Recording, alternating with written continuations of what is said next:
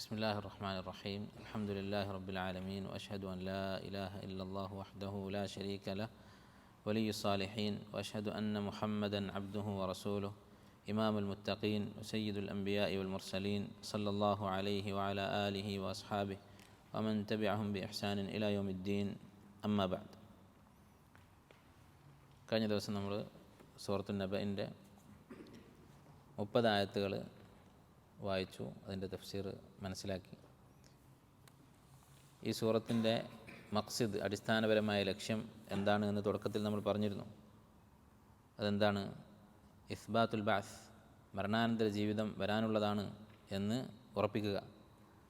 അതുപോലെ അത് നിഷേധിക്കുന്ന ആളുകളെ താക്കീത് ചെയ്യുക. ഇതാണ് ഈ സൂറത്തിൻ്റെ അടിസ്ഥാനപരമായ ലക്ഷ്യം. ഈ സൂറത്തിൽ 7 വിഷയങ്ങൾ പരാമർശിക്കപ്പെട്ടിട്ടുണ്ട് എന്ന് നമ്മൾ പറഞ്ഞു. ആ 7 വിഷയങ്ങളും ഈ ഒരു അടിസ്ഥാന ലക്ഷ്യത്തെ ചുറ്റിപ്പറ്റിയുള്ളതാണ്. ഒന്നാമത്തെ വിഷയം എന്തായിരുന്നു? മരണാനന്തര ജീവിതത്തെ നിഷേധിക്കുന്ന മക്കയിലെ മുശ്രിക്കുകളുടെ ആ നിഷേധത്തെക്കുറിച്ച് പറഞ്ഞു. അവർ അതിനെക്കുറിച്ച് പരിഹസിച്ച് പരസ്പരം ചോദിച്ചുകൊണ്ടിരിക്കുകയാണ് എന്ന് പറഞ്ഞു. അങ്ങനെ അവരുടെ പരിഹാസത്തിന് ഒരു താക്കീത് നൽകി. അവർ ഈ പരിഹാസത്തിൻ്റെ അനന്തരഫലം അനുഭവിക്കും എന്നവരെ താക്കീത് ചെയ്തു. അതിനുശേഷം ഈ അന്ത്യദിനം സംഭവിക്കാൻ, അല്ലെങ്കിൽ അന്ത്യദിനം സംഭവിപ്പിക്കാൻ, അത് കൊണ്ടുവരാൻ, മരണാനന്തരം ഒരു ജീവിതം ഉണ്ടാക്കാൻ അള്ളാഹുവിന് കഴിയും എന്ന് നമ്മെ ഓർമ്മിപ്പിക്കുന്ന, അള്ളാഹുവിൻ്റെ ഖുദ്റത്ത് നമുക്ക് മനസ്സിലാക്കി തരുന്ന ചില കാര്യങ്ങളെക്കുറിച്ച് പറഞ്ഞു. ഈ പ്രപഞ്ചത്തിലുള്ള അള്ളാഹുവിൻ്റെ ആയത്തുകളെക്കുറിച്ച്, ആയാത്തുൻ കൗനിയ, പ്രാപഞ്ചിക ദൃഷ്ടാന്തങ്ങളെക്കുറിച്ച് പറഞ്ഞു. അതാണ് രണ്ടാമത്തെ വിഷയം, മരണാനന്തര ജീവിതത്തിൻ്റെ തെളിവുകൾ. മൂന്നാമതായി ഖിയാമത്ത് നാളിൽ സംഭവിക്കാനിരിക്കുന്ന കുറേ സംഭവങ്ങളെക്കുറിച്ച് പറഞ്ഞു. അതും മരണാനന്തര ജീവിതവുമായി ബന്ധപ്പെട്ടതാണ്. മരണാനന്തര ജീവിതത്തിൻ്റെ തുടക്കമാണ് ഖിയാമത്ത്. അത് കഴിഞ്ഞ് നരകശിക്ഷയെക്കുറിച്ച് പറഞ്ഞു. കാരണം ഈ ബഅസ്, മരണാനന്തര ജീവിതം, അതിനെ നിഷേധിക്കുന്ന ആളുകൾക്കുള്ളതാണ് നരകം. ആ നരകത്തിലെ ശിക്ഷയെക്കുറിച്ച് പറഞ്ഞു. അത് അവർക്കുള്ള താക്കീതാണ്. അത് കഴിഞ്ഞ് അഞ്ചാമത്തെ വിഷയം, അതാണ് ഇന്ന് നമുക്ക് പറയാനുള്ളത്. അഞ്ചാമത്തെയും ആറാമത്തെയും ഏഴാമത്തെയും വിഷയം. എന്താണ് അഞ്ചാമത്തെ വിഷയം? സ്വർഗത്തിലെ സുഖങ്ങളെക്കുറിച്ച്. അതുപോലെ അതിനുശേഷം വീണ്ടും മരണാനന്തര ജീവിതം വരാനുള്ളതാണ് എന്ന് ഒന്നുകൂടി ഉറപ്പിച്ചു, ആറാമതായി. ഏഴാമത്തെ വിഷയം, വീണ്ടും നിഷേധികൾക്ക് ഒരു താക്കീത് നൽകി. ഇങ്ങനെയുള്ള ഈ അവസാനത്തെ 3 വിഷയങ്ങളാണ് ഇൻഷാ അല്ലാഹ് ഇന്ന് നമുക്ക് പഠിക്കാനുള്ളത്. ഒന്നാമതായി സ്വർഗത്തെക്കുറിച്ച്, സ്വർഗത്തിൽ അള്ളാഹു ഒരുക്കി വെച്ചിട്ടുള്ള സുഖങ്ങളെക്കുറിച്ച് അള്ളാഹു തആല പറയുകയാണ്. ഇന്നലിൽ മുത്തഖീന മഫാസ, തീർച്ചയായും മുത്തഖീങ്ങൾക്ക് വിജയമുണ്ട്. മഫാസൻ എന്നുള്ള വാക്കിൻ്റെ അർത്ഥം, അൽ മഫാസു എന്നുള്ള വാക്കിൻ്റെ അർത്ഥം ഫൗസ് എന്നുള്ളതിൽ നിന്നുണ്ടായിട്ടുള്ളതാണ്. അത് അറിയപ്പെട്ട വാക്കാണ് ഫൗസ് എന്നുള്ളത്, വിജയം. അപ്പോൾ മഫാസൻ എന്നുള്ള വാക്ക് 2 രീതിയിൽ മനസ്സിലാക്കാം. ഒന്ന്, അറബി ഭാഷ പഠിച്ച ആളുകൾക്കറിയാം, ഇസ്മുൽ മക്കാൻ, ഫാസ എന്ന ക്രിയയിൽ നിന്നുണ്ടായിട്ടുള്ള ഇസ്മുൽ മക്കാൻ. ഇസ്മുൽ മക്കാൻ എന്ന് പറഞ്ഞാൽ എന്താ? ആ പ്രവൃത്തി നടക്കുന്ന സ്ഥലം. അപ്പോൾ വിജയം ലഭിക്കുന്ന സ്ഥലം, വിജയം അനുഭവിക്കാനുള്ള, ആസ്വദിക്കാനുള്ള സ്ഥലം എന്ന് പറയാം. അതുപോലെ തന്നെ മസ്ദറുൻ മീമി എന്ന് പറയും. പക്ഷേ അതാ നിങ്ങൾ പഠിക്കും, സർഫിൽ പഠിക്കും. മസ്ദർ എന്ന് പറഞ്ഞാൽ ഒരു ക്രിയയുടെ പേര്. ഇപ്പോൾ കളിച്ചു, ലഇബ എന്നുള്ളതിൻ്റെ പേരാണ് ലഇബുൻ, കളി എന്നുള്ളത്. അതുപോലെ ഫാസ, വിജയിച്ചു എന്നതിൻ്റെ മസ്ദറാണ് മഫാസ്, വിജയം. ഈ അർത്ഥത്തിലാണ് സാധാരണ പരിഭാഷകളിലൊക്കെ കൊടുക്കാറുള്ളത്. വിജയം എന്ന അർത്ഥമാണ് കൊടുക്കാറുള്ളത്. തീർച്ചയായും മുത്തഖീങ്ങൾക്ക് വിജയമുണ്ട്. രണ്ടും ശരിയാണ്. ഇന്നലിൽ മുത്തഖീന മഫാസ, മുത്തഖീങ്ങൾക്ക് അവരുടെ വിജയം ആസ്വദിക്കാനുള്ള സ്ഥലമുണ്ട് എന്ന് പറയാം, അല്ലെങ്കിൽ തീർച്ചയായും മുത്തഖീങ്ങൾക്ക് വിജയമുണ്ട് എന്ന് പറയാം. രണ്ടും തമ്മിൽ വൈരുദ്ധ്യമില്ല. അപ്പോൾ സ്വർഗത്തെക്കുറിച്ച് അല്ലാഹു പറഞ്ഞു തുടങ്ങുന്നത് ഇതാണ്. സ്വർഗം, അതാണ് യഥാർത്ഥത്തിലുള്ള വിജയം. അതിനുശേഷം ഈ സ്വർഗത്തിൽ എന്തൊക്കെയുണ്ട് എന്ന് അല്ലാഹു തആല വിവരിക്കുന്നു. ഹദായിഖ വ അഅനാബ, ഹദായിഖ വ അഅനാബ. അതിന് മുമ്പായി നമ്മൾ പറഞ്ഞിട്ടുള്ളൊരു കാര്യം, ഈ വിഷയങ്ങളൊക്കെ, ഈ 7 വിഷയങ്ങളും പരസ്പര ബന്ധമുള്ളതാണ്. ഖുർആനിലെ ഓരോ ആയത്തും അതിൻ്റെ മുമ്പത്തെ ആയത്തുമായി ബന്ധമുണ്ടാകും. അപ്പോൾ എന്തുകൊണ്ടാണ് നരകത്തെക്കുറിച്ച് പറഞ്ഞതിന് ശേഷം സ്വർഗത്തെക്കുറിച്ച് പറഞ്ഞത്? വളരെ വ്യക്തമാണ്. ഖുർആനിൻ്റെ അടിസ്ഥാനപരമായ സ്വഭാവമായി അല്ലാഹു തആല പറഞ്ഞിട്ടുള്ളതാണ് കിതാബൻ മുതശാബിഹൻ മസാനി. മസാനി എന്ന് പറഞ്ഞാൽ എന്താണ്? ഈ കിതാബ് എങ്ങനെയുള്ളതാണ്? മുതശാബിഹൻ മസാനി, മുതശാബിഹുമാണ് മസാനിയുമാണ്. മുതശാബിഹ് എന്ന് പറഞ്ഞാൽ പരസ്പര സാദൃശ്യമുള്ളത്. ഖുർആൻ്റെ ഏത് ഭാഗം എടുത്തു നോക്കിയാലും പറയുന്ന വിഷയങ്ങൾ തമ്മിൽ സാദൃശ്യം നമുക്ക് കാണാൻ സാധിക്കും. തൗഹീദ്, ആഖിറത്ത്, അതുപോലെ തന്നെ അമ്പിയാക്കളുടെ റിസാലത്തിനെക്കുറിച്ച്, അതുപോലെ മുത്തഖീങ്ങൾക്ക് അള്ളാഹു ഒരുക്കിയിട്ടുള്ള സ്വർഗത്തെക്കുറിച്ച്, അതിന് വിപരീതമായ നരകത്തെക്കുറിച്ച്, ഇങ്ങനെ ഒരേ വിഷയങ്ങൾ ആവർത്തിക്കപ്പെടുന്നത് കാണാം. അതുപോലെ തന്നെ ഖുർആൻ്റെ പ്രത്യേകതയാണ് മസാനി. മസാനി എന്ന വാക്കിന് പല വ്യാഖ്യാനങ്ങളുണ്ട്. അതിലൊരു വ്യാഖ്യാനം നമുക്കറിയാം, ഇസ്നാനി എന്ന് പറഞ്ഞാൽ രണ്ട്. അപ്പോൾ ഇരട്ടയായി ജോഡികളായിക്കൊണ്ട് കാര്യങ്ങൾ വിശദീകരിക്കുക, അത് ഖുർആൻ്റെ ഒരു പ്രത്യേകതയാണ്.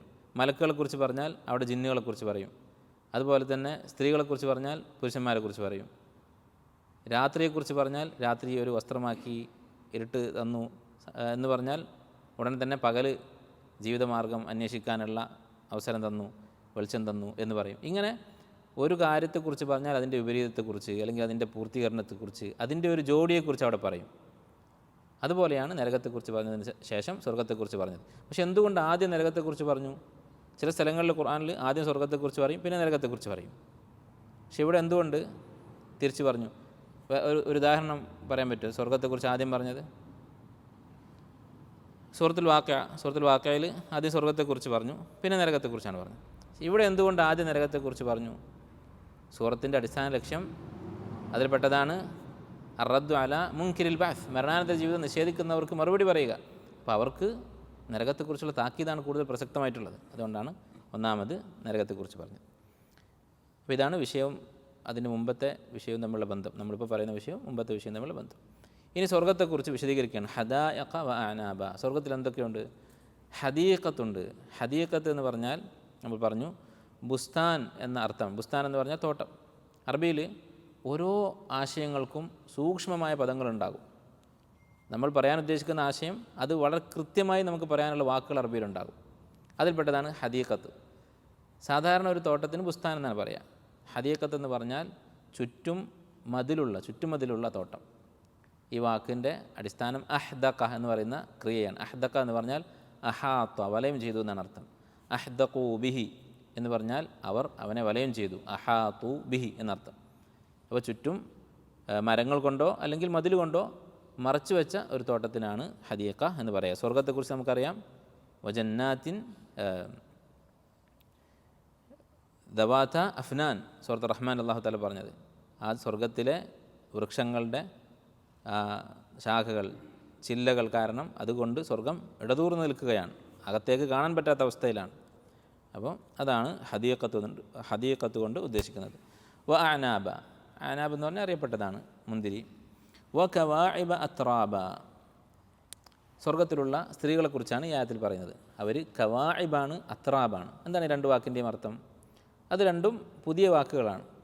മുമ്പ് നമ്മൾ പറഞ്ഞിട്ടുള്ളതുപോലെ ഗരീബായ വാക്കാണ്, ഖുർആനിൽ കാണുന്ന എന്നാൽ സാധാരണ നിത്യജീവിതത്തിൽ ഉപയോഗിക്കാത്ത വാക്കുകൾ. അതിനാണ് ഗരീബ് എന്ന് പറയുക, കുറച്ച് അപരിചിതമായ വാക്കുകൾ. എന്താണ് അതിൻ്റെ അർത്ഥം? കവാഇബ് എന്ന് പറഞ്ഞാൽ അത് കാഇബ് എന്ന വാക്കിൻ്റെ ജംആണ്.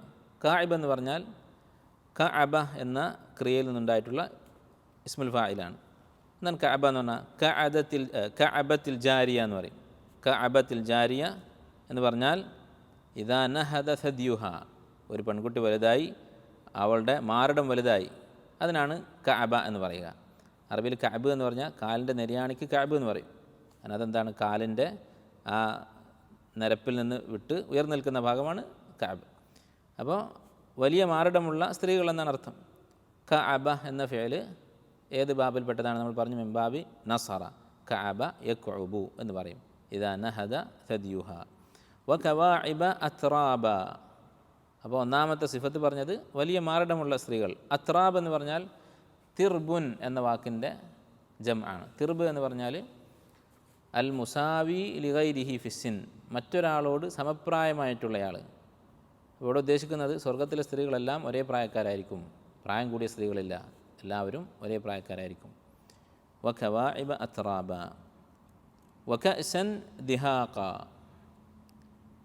ആദ്യം ഈ വാക്കുകളുടെയൊക്കെ അർത്ഥം പറഞ്ഞതിന് ശേഷം നമുക്ക് വിശദീകരിക്കാം. വ കഅ്സൻ ദിഹാഖ. എന്താണ് കഅ്സ് എന്ന് പറഞ്ഞാൽ?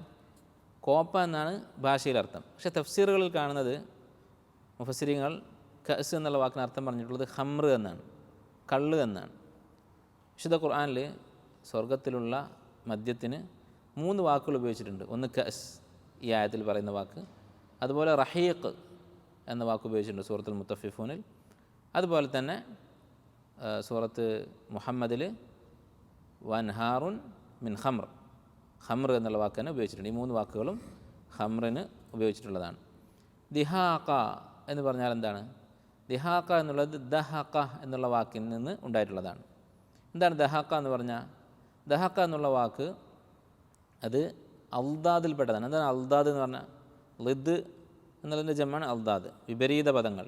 എന്താണ് വിപരീത പദം എന്ന് പറഞ്ഞാൽ? സാധാരണ ഭാഷയിൽ വിപരീതം എന്ന് പറഞ്ഞാൽ ഒരു വാക്കിൻ്റെ വിപരീത അർത്ഥം കിട്ടുന്ന വാക്ക്, രാത്രിയുടെ വിപരീതം പകൽ. പക്ഷേ അറബിയിൽ അൽദാദ് എന്ന് പറഞ്ഞാൽ അതല്ല. അറബിയിൽ അൽദാദ് എന്ന് പറഞ്ഞാൽ ഒരേ വാക്കിന് തന്നെ വിപരീത അർത്ഥമുള്ള വാക്കുകളുണ്ടാകും. അതിനാണ് അൽദാദ് എന്ന് പറയാം.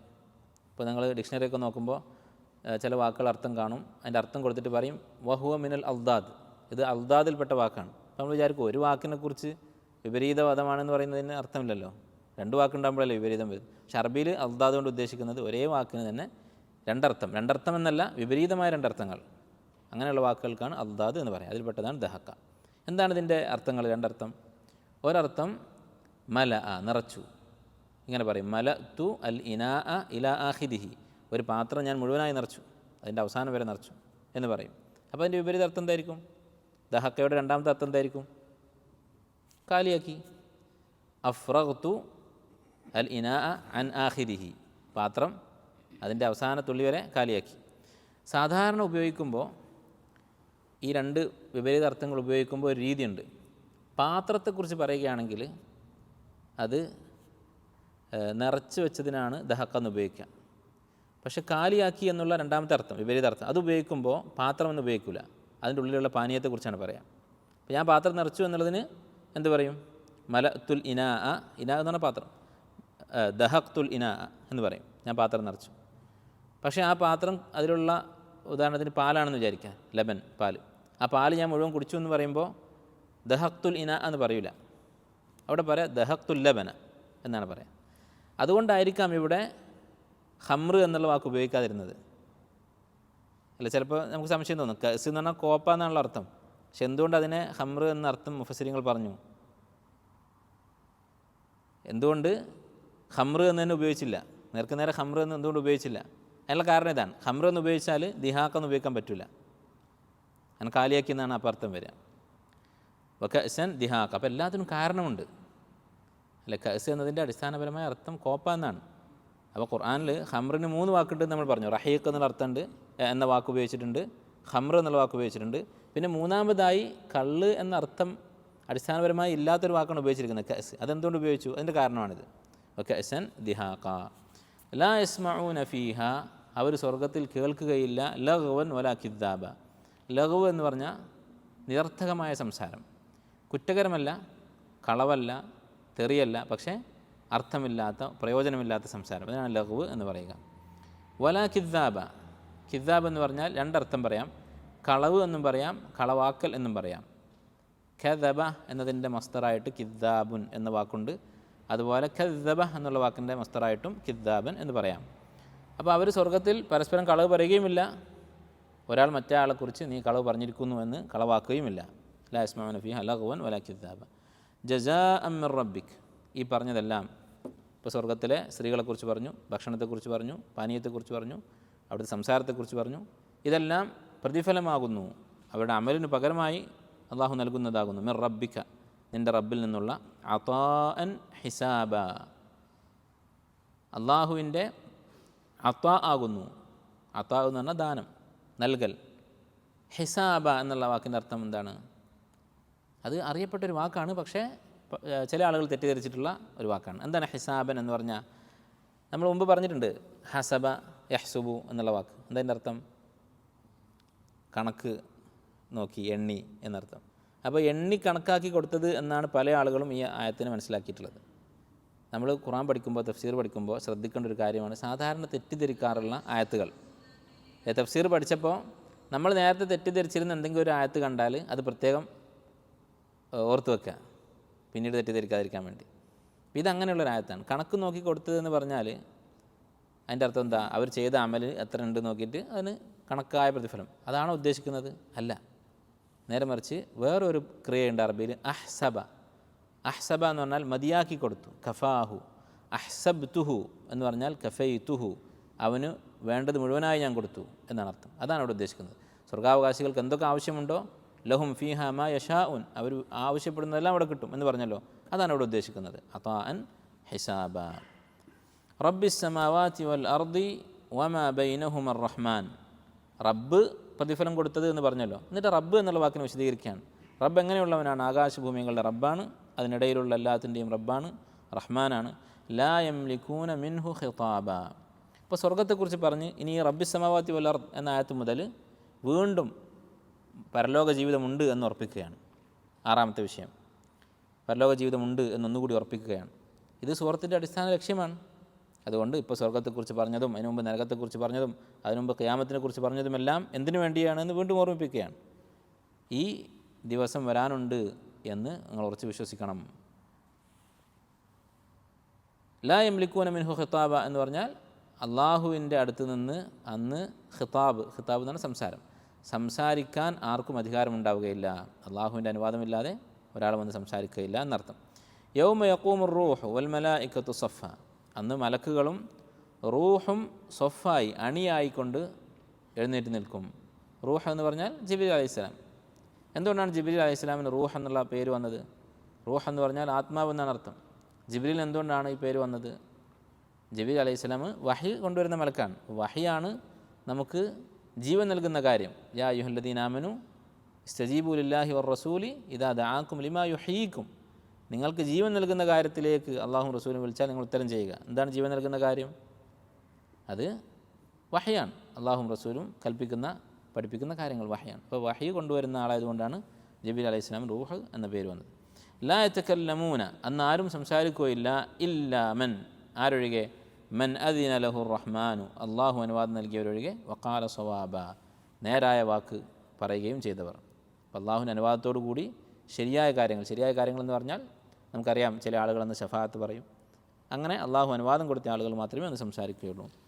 ദാലിക്കൽ യൗമുൽ ഹഖ്, അതാകുന്നു ശരിയായ ദിവസം, യഥാർത്ഥ ദിവസം. അപ്പോൾ ദുനിയാവിലെ നമ്മുടെ ജീവിതത്തെക്കാളും വലിയ യാഥാർത്ഥ്യമാണ് ഈ ദിവസം എന്ന് പറയുന്നത്.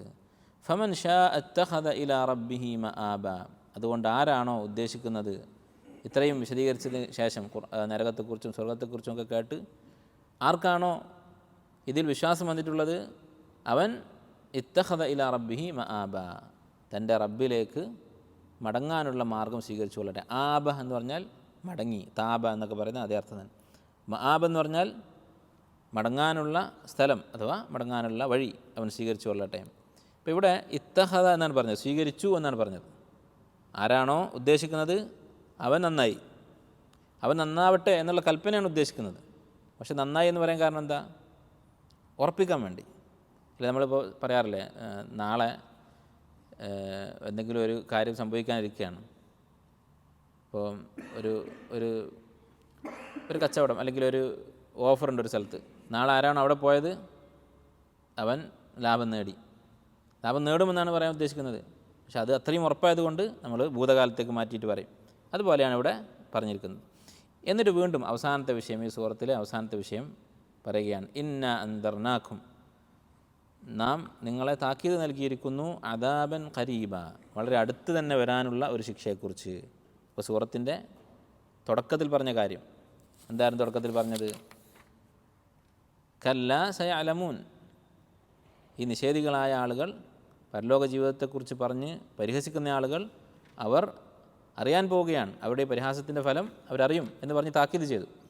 അപ്പോൾ ഇവിടെ ആ കല്ല എന്ന് പറയുന്ന താക്കീതിന് ഉപയോഗിക്കുന്ന വാക്കാണ് കല്ല. അതേ ആശയം ഇവിടെ ആവർത്തിക്കുകയാണ്. ഇന്ന അൻദർനാക്കും, തീർച്ചയായും നാം നിങ്ങൾക്ക് താക്കീത് നൽകിയിരിക്കുന്നു, അദാബൻ ഖരീബ, വളരെ സമീപസ്ഥമായ ഒരു ശിക്ഷയെക്കുറിച്ച്. യൗമ യൻദുറുൽ മർഉ മാ ഖദ്ദമത് യദാഹ്, അന്നേ ദിവസം മനുഷ്യൻ അധ്വാനിച്ചത്, സമ്പാദിച്ചത് എന്താണ് എന്ന് അവൻ പരിശോധിക്കും, ആലോചിച്ച് നോക്കും. അവൻ്റെ കൈ കൊണ്ടുണ്ടാക്കിയത് എന്താണെന്ന് നോക്കും. വയഖൂലുൽ കാഫിറു, നിഷേധികൾ, കാഫിറുകളെന്ന് പറയും, യാ ലൈതനി കുന്തു തുറാബ, ഞാൻ മണ്ണായിരുന്നെങ്കിൽ എന്നവർ ദുഃഖത്തോടു കൂടി പറയും. ഇപ്പോൾ അവസാനത്തെ ആയത്തിൽ സൂറത്തിൻ്റെ തുടക്കത്തിൽ പറഞ്ഞ കാര്യം ആവർത്തിച്ചിരിക്കുകയാണ്. ഇത് ഖുർആൻ്റെ ഒരു സ്ഥിരം ശൈലിയാണ്. വിശുദ്ധ ഖുർആൻ്റെ അത്ഭുതങ്ങളിൽപ്പെട്ട ഒരു കാര്യമാണ് ഖുർആൻ്റെ തനാസുബ് എന്ന് പറഞ്ഞാൽ പരസ്പര ബന്ധം. ഒരായത്ത് കഴിഞ്ഞ് അടുത്ത ആയത്ത് ഒരു കാരണത്തിന് വേണ്ടിയായിരിക്കും വന്നിരിക്കുന്നത്. അടുത്ത വിഷയം പറയാനൊരു കാരണമുണ്ടാകും. എന്തുകൊണ്ട് ഇത് കഴിഞ്ഞിട്ട് അടുത്ത വിഷയം പറഞ്ഞു. അതുപോലെ തന്നെ സൂറത്തുകളുടെ തുടക്കവും അവസാനം തമ്മിൽ ബന്ധമുണ്ടാകും. അപ്പോൾ ഈ സൂറത്തിൻ്റെ തുടക്കം അവസാനം തമ്മിൽ ബന്ധം നമ്മൾ കണ്ടു. ഇതുപോലെ ഏത് സൂറത്തെടുത്താലും ഖുർആനിലെ എല്ലാ സൂറത്തുകളും ഇങ്ങനെയാണ്. വളരെ ചെറിയ തുടക്കം അവസാനം എന്ന് പറയാൻ പറ്റാത്ത അത്രയും ചെറിയ സൂറത്തുകൾ വെച്ചാൽ ബാക്കി എല്ലാ സൂറത്തുകളും അതിൻ്റെ ആദ്യത്തെ ആയത്ത് എന്ന് പറഞ്ഞാൽ ഒന്നാമത്തെ ആവണമെന്നില്ല, ആദ്യത്തെ ഒരു 2-3 ആയത്തുകളിൽ പറയുന്ന കാര്യം അതായിരിക്കും ആ സൂറത്തിൻ്റെ അവസാനം വീണ്ടും ആവർത്തിക്കുന്നത്. അത് അറബിയിൽ സാധാരണ സാഹിത്യത്തിലുള്ള ഒരു ശൈലിയാണ്. റദ്ദുൽ ആജുസി അല സദർ എന്ന് പറയും. അറബി കവിതയിലും ഗദ്യത്തിലും ഒക്കെ ഉള്ളൊരു ശൈലിയാണ്. നല്ല രചനകൾക്ക് ഉണ്ടാകുന്ന ഒരു വിശേഷണമാണ്, ഒരു സ്വഭാവമാണ് റദ്ദുൽ ആജുസി അല സദർ. അതിൻ്റെ അവസാനം ആദ്യത്തിലേക്ക് മടങ്ങും. ആദ്യം പറഞ്ഞ കാര്യം ഒന്നുകൂടി ഉറപ്പിച്ചിട്ടായിരിക്കും അവസാനിപ്പിക്കുന്നത്. ഇങ്ങനെ ഖുർആനിൽ അവസാനവും ആദ്യവും തമ്മിലുള്ള ബന്ധം വിശദീകരിച്ചുകൊണ്ട് ഒരു കിതാബ് എഴുതിയിട്ടുണ്ട് ഇമാം സുയൂത്തി റഹിമഹുല്ലാ, മറാസിദുൽ മതാലിഅ ഫി തനാസുബിൽ മഖാത്തിഇ വൽ മതാലിഅ എന്ന് പറഞ്ഞുകൊണ്ട് ഓരോ സൂറത്തിലെയും ഈ പരസ്പര ബന്ധം അദ്ദേഹം അതിൽ വിശദീകരിച്ചിട്ടുണ്ട്. സൂറത്തുൽ ബഖറ നമ്മൾ കഴിഞ്ഞ ദിവസം ഉദാഹരണം പറഞ്ഞു. സൂറത്തുൽ ബഖറയിൽ തുടക്കത്തിൽ എന്താണ് പറഞ്ഞത്? 4 ആയത്തുകളിൽ മുഅ്മിനീങ്ങളുടെ വിശേഷണങ്ങൾ പറഞ്ഞു, ആദ്യത്തെ 4 ആയത്തിൽ. പിന്നെ 2 ആയത്തിൽ കാഫിരീങ്ങളുടെ വിശേഷണം പറഞ്ഞു. പിന്നെയുള്ള 13 ആയത്തുകൾ മുനാഫിക്കുകളെക്കുറിച്ച് പറഞ്ഞു. അപ്പോൾ ചുരുക്കി പറഞ്ഞാൽ ആദ്യത്തെ 4 ആയത്തുകൾ മുഅ്മിനീങ്ങളെക്കുറിച്ചും പിന്നെയുള്ള 15 ആയത്തുകൾ കാഫിരീങ്ങളെക്കുറിച്ചാണ്. മുനാഫിക്കും കാഫിർ തന്നെയാണ്, വലിയ നിഫാക്കുള്ള ആളുകളെക്കുറിച്ചാണ് ബഖറയിൽ പറയുന്നത്. അപ്പോൾ മുഅ്മിനും കാഫിറുമാണ് വിഷയം സൂറത്തിൻ്റെ തുടക്കം. സൂറത്തിൻ്റെ അവസാനത്തിലോ ആമന റസൂലു എന്ന് പറഞ്ഞിട്ട് മുഅ്മിനീങ്ങളുടെ അടിസ്ഥാനപരമായ സ്വഭാവങ്ങൾ, അർക്കാനുൽ ഈമാനിലുള്ള വിശ്വാസം, അതിനെക്കുറിച്ച് പറഞ്ഞു. വൻസുർന അലൽ ഖൗമിൽ കാഫിരീൻ, കാഫിരീങ്ങൾക്കെതിരെ അള്ളാഹുവിനോട് ദുആ ചെയ്തുകൊണ്ട് അവസാനിപ്പിച്ചു. അപ്പോൾ അവസാനം ആദ്യം തമ്മിൽ ബന്ധമുണ്ട്. ഇതുപോലെ എല്ലാ സൂറത്തുകളിലും ഉള്ള ബന്ധം അദ്ദേഹം ഈ കിതാബിൽ വിശദീകരിച്ചിട്ടുണ്ട്. അപ്പോൾ ഇത്രയുമാണ് ഈ ആയത്തുകളുടെ വാക്കിൻ്റെയും അതുപോലെ തന്നെ ആയത്തുകളുടെ മൊത്തത്തിലുള്ള അർത്ഥം. ഇനി നമുക്ക് ഇതിൽ പറയുന്ന ചില ഫവായിദ്, ഈ ആയത്തുകൾ നമ്മളൊന്ന് ആയത്തിൽ ചിന്തിച്ചാൽ നമുക്ക് മനസ്സിലാക്കാൻ പറ്റുന്ന ചില കാര്യങ്ങളെക്കുറിച്ച് പറയാം. ഒന്നാമത്തേത്, നമ്മുടെ യഥാർത്ഥ വിജയം, ഫൗസ് എന്ന് പറഞ്ഞാൽ വിജയം, അത് സ്വർഗമാണ്. സ്വർഗം നേടിയവൻ വിജയിച്ചു, സ്വർഗം നഷ്ടപ്പെട്ടവൻ പരാജയപ്പെട്ടു. അതല്ലാത്ത മറ്റെല്ലാ വിജയങ്ങളും താൽക്കാലികം മാത്രമാണ്. മറ്റെല്ലാ ലക്ഷ്യങ്ങളും സ്വർഗത്തെ അപേക്ഷിച്ച് നിസ്സാരമാണ്. അത് ഇതിൽ നിന്ന് മനസ്സിലാക്കാം. ഇന്നലിൽ മുത്തഖീന മഫാസ, തീർച്ചയായും മുത്തഖീങ്ങൾക്കാണ് വിജയമുള്ളത്. അപ്പോൾ ബാക്കിയുള്ള വിജയമൊന്നും സ്വർഗവുമായി താരതമ്യം ചെയ്യാൻ പോലും പറ്റുന്നതല്ല. സൂറത്ത് ആല ഇമ്രാനിൽ അല്ലാഹു പറഞ്ഞു, ഫമൻ സുഹ്സിഹ അനിൻ നാരി വഉദ്ഖിലൽ ജന്നത ഫഖദ് ഫാസ്. ആരാണോ നരകത്തിൽ നിന്ന് അകറ്റപ്പെടുകയും സ്വർഗത്തിൽ പ്രവേശിക്കുകയും ചെയ്തത് ഫഖദ് ഫാസ്, അവൻ വിജയിച്ചിരിക്കുന്നു. ഒരു ഹദീസിൽ കാണാം, ദുനിയാവിലെ ഏറ്റവും സുഖം അനുഭവിച്ച, ദുനിയാവിലെ ഏറ്റവും വലിയ സുഖിയനായ ആളെ പരലോകത്ത് കൊണ്ടുവരും. അൻഅമു അഹ്ലി ദുനിയ, ദുനിയാവിലെ ഏറ്റവും സുഖിച്ച വ്യക്തി. മിൻ അഹ്ലിന്നാർ, നരകക്കാരുടെ കൂട്ടത്തിൽപ്പെട്ട ഏറ്റവും വലിയ സുഖങ്ങൾ അനുഭവിച്ചവൻ. എന്നിട്ട് അവനെ നരകത്തിലൊന്ന് മുക്കും, നരകത്തിൽ ഒരു നിമിഷം പ്രവേശിപ്പിച്ച് പുറത്തെടുക്കും. എന്നിട്ട് അവനോട് ചോദിക്കും, ഹൽ റഅയ്ത നഈമൻ ഖത്തു, നീ എന്തെങ്കിലും സുഖങ്ങൾ അനുഭവിച്ചിട്ടുണ്ടോ ദുനിയാവിൽ എന്ന് ചോദിക്കും. അപ്പോൾ അവൻ പറയും, മാ റഅയ്തു നഈമൻ ഖത്തു, ഞാനൊരു സുഖവും അനുഭവിച്ചിട്ടില്ല. കാരണം നരകത്തിലെ ഈ ഒരു നിമിഷം കാരണം അവനിതെല്ലാം മറന്നുപോയി. അതുപോലെ അബ് അസു അഹ്ലി ദുനിയ, ദുനിയാവിലെ ഏറ്റവും കഷ്ടപ്പെട്ട വ്യക്തിയെ കൊണ്ടുവരും സ്വർഗ്ഗക്കാരുടെ കൂട്ടത്തിൽ നിന്ന്. സ്വർഗ്ഗത്തിൽ പ്രവേശിച്ചവരുടെ കൂട്ടത്തിൽ വെച്ച് ദുനിയാവിൽ ഏറ്റവും പ്രയാസം അനുഭവിച്ച വ്യക്തി. കാരണം ദുനിയാവിൽ എന്തൊക്കെ പ്രയാസങ്ങൾ അനുഭവിച്ച ആളുകളുണ്ട്. അയ്യൂബ് അലൈഹിസ്സലാം വർഷങ്ങളോളം ഒരു കട്ടിലിൽ കിടന്നു, ശരീരം അത് ചീഞ്ഞുപോയി, അടുത്ത ബന്ധുക്കൾ പോലും ഉപേക്ഷിച്ചു പോയി. ഇതിനേക്കാളും കഷ്ടപ്പെട്ട ആളുകളുണ്ടായിരിക്കാം. അവരെ അങ്ങനെയുള്ള ഒരാളെ കൊണ്ടുവരും, സ്വർഗ്ഗത്തിൽ ഒരു നിമിഷം പ്രവേശിപ്പിക്കും. അയാളോട് ചോദിക്കും, ഹൽ റഅയ്ത ബുഅ്സൻ ഖത്തു, എന്തെങ്കിലും വിഷമം ദുനിയാവിൽ അനുഭവിച്ചിട്ടുണ്ടോ? ഈ വ്യക്തി പറയും, മാ റഅയ്തു ബുഅ്സൻ ഖത്തു, വിഷമം എന്ന് പറഞ്ഞാൽ എന്താണെന്ന് എനിക്കറിയില്ല, ഞാനൊന്നും അനുഭവിച്ചിട്ടില്ല സ്വർഗ്ഗത്തിലെ സുഖം കാരണം. അപ്പോൾ അതാണ് യഥാർത്ഥ വിജയം, അതായിരിക്കണം നമ്മുടെ ലക്ഷ്യം. അത് ഈ ആയത്തിൽ നിന്ന് മനസ്സിലാക്കാം. രണ്ടാമത്തെ ഒരു കാര്യം, ഈ ആയത്തുകളിൽ, ഇപ്പോൾ നമ്മൾ വായിച്ച ആയത്തുകളിൽ വിശദീകരിച്ചിട്ടുള്ളത് സ്വർഗ്ഗത്തിലെ സുഖങ്ങളെക്കുറിച്ചാണ്.